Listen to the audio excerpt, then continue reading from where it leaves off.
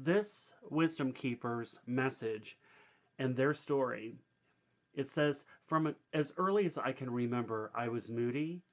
I constantly searched for outer reasons to explain my moods and spent my entire youth chasing after everything and everyone I believed caused me joy and avoiding or blaming those I held responsible for my pain.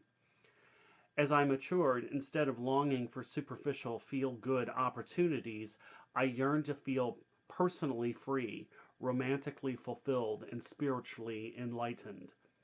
So I embarked on a quest for the perfect soulmate, teacher, and heightened state of being. I became a professional seeker, tantric whiz, and workshop junkie. I fell in and out of love with so many people, practices, and gurus, I lost count. When I was in love, I believed I was free. But actually, I was trapped and addicted to the never ending hope of romance, the dream of liberation, the catharsis of drama. I was hooked on disappointment and how secretly great I felt complaining about my unending stream of bad luck. The roller coaster had no end. My emotions ruled me. Even though I could see and explain all my issues, I was still hopelessly blind to the fact that I wasn't taking responsibility for my life. I was still giving my power away to something or someone out there who could rescue me or make me miserable.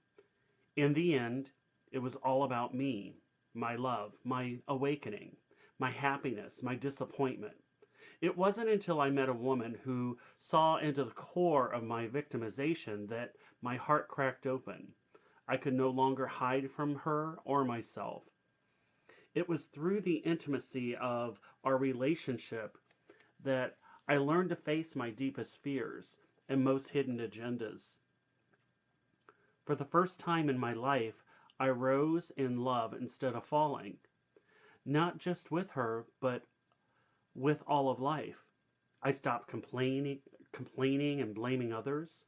No longer burdened by my complicated stories and devastating dramas, I was free to feel much more deeply and fully, and to make decisions without agonizing and second guessing. No longer clinging to teachers or techniques, I started experiencing the kinds of synchronicities I'd always dreamed of. Just naturally, I did more of what I loved, writing songs, enjoying friends, spending time in nature. Now people tend to relax around me. They feel free to be who they are. I now know deep in my soul that I'm connected to all of life. So that's the story. And I find that really just beautiful because it does give you that connection with this card, what it represents, and the meaning as to how that may mirror and reflect what is going on with you. So the gift for this card is also saying, I come to tell you that the freedom you seek has nothing to do with what you do, what you understand, or how you feel. It has to do with the attitude you embrace, no matter what is happening within or around you. Can you live your life without overly relying on outer paths, systems, and structures to keep you safe? Can you fully feel whatever you're feeling without getting lost in drama or the stories of the mind? Can you experience a longing without rushing to meet it or escape it?